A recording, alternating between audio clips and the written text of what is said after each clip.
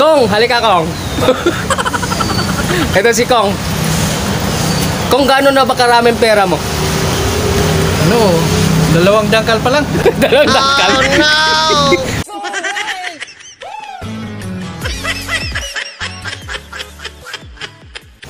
Zero. Video na ako. Wala mabidyo ako eh.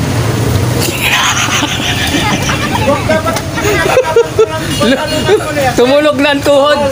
Ano bang kausap mo? Pasahero. Oh. Sabi sa akin, alam mo ba Brad, sabi sa akin, ang solusyon daw sa problema ng Pilipinas, sa paghihirap ng Pilipinas is civil war. Civil War. Para mawala ng mga tao rin. Para sabi sa akin, para mabawasan yung paghihirap ng Pilipino. At bawat isa yayaman. Lahat naman kako, sabi ko. Paano kung ikaw maapektuhan ng civil war na yan? Isa sa mamatay. Mararamdaman mo yung pagyaman mo? At hindi pangyayari ka kung sa Pilipinas sa civil war. Paano masabi? Sapagkat at demokrasya tayo, hindi tayo komunismo. Diba? Tayo ay Magaling kang kupal ka. Kapitalismo ha. Nawala na ako eh, diba? Hindi tayo komunista. Komunismo to rin. Narito, punyo ko tayo kasi datayan nyo ko eh. Kapitalismo nga. Tayo ay mga demokratikong tao. Oo, satanismo. Satanismo. Kaya sabi ko, alam mo Brad ka ko, para hindi ka maapektuhan ng paghihirap ng Pilipinas, ng gobyerno, magtrabaho ka ng maayos. Kahit anong klase ng trabaho, pasukin mo, kasi pagkaino naman ang problema mo eh. Para yumaman ka, magnakaw ka. Huwag mong subukan. Masisira ang buhay mo. If ever you want, try mo mag-politician. Gusto mong yumaman? Deserve mo naman yun eh, di ba?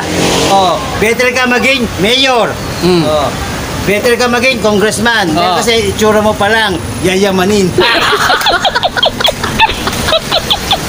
Gago.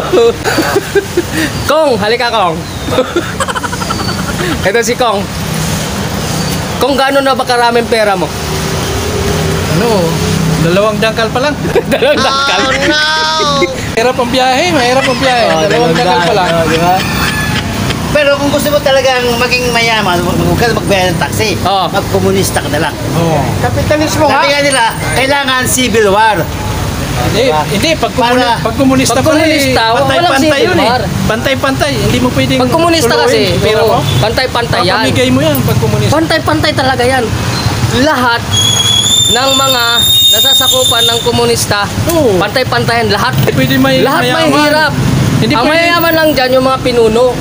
Bakit? Ay sila nagkakamalang sa labi. Ganun ang komunista. Basta isipin mo, kailangan ang pantay-pantay. ibon lang ang may layang lumipad. Yo, Rene Aguilar. Sabi na ba't mamumblema ka? Ang ibon na, hindi naman mamumblema. Nang wala namang bigas. Walang bahay. Gumagawa sila, di ba? Ba't nakakakain? Walang pera. Kaso lang, hindi daw, ang ibon, hindi marunong magkapit. Girlfriend lang. Girlfriend lang. Pero mga girlfriend, patro ka. Lovers in Dawin. Hindi lovers in Pogo. Oo. Si Alice lang yan. Pero sa totoo lang ha, napakahirap talaga ng biyahe ngayon. Mukha tayong tanga ngayon na nag-aantay ng pasahero. Mamaya andyan nakalaban. Puta na, tinuro na pala ni Alice, ano? Sino? Hindi, may asawa yan si Rocky. Hindi. Kunwari lang yan. May asawa pero guwapo. Oo, guwapo. Alam mo ba, yung hearing na yan, nila na yan, ano? puro delayed tactic yan, magkakaroon na lagi ng motion consideration kasi palagi yung mangyayari yan, magpapalit sila lagi ng abogado. Kesa may ng abogado, hindi sila may tatanggol. Kaya magkakaroon palagi ng motion. Magaling kang kupal ka. Palagi another preliminary investigation na naman yan kasi magkakaroon ng changes sa attorney. Ganun pala yun. Sino? Si Rocky, dati... Hoy, dito ka! Dati 1.5 Halika dito, lang. wala kami dito. 125?